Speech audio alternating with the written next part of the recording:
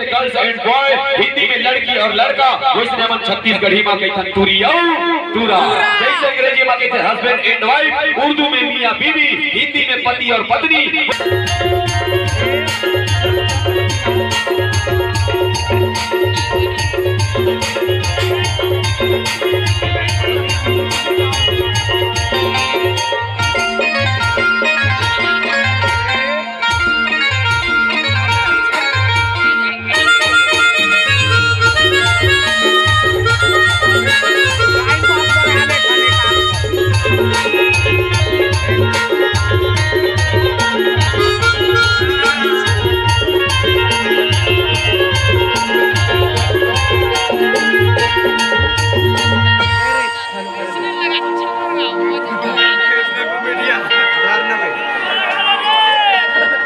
अरे पत्नी अमर तोरे रचके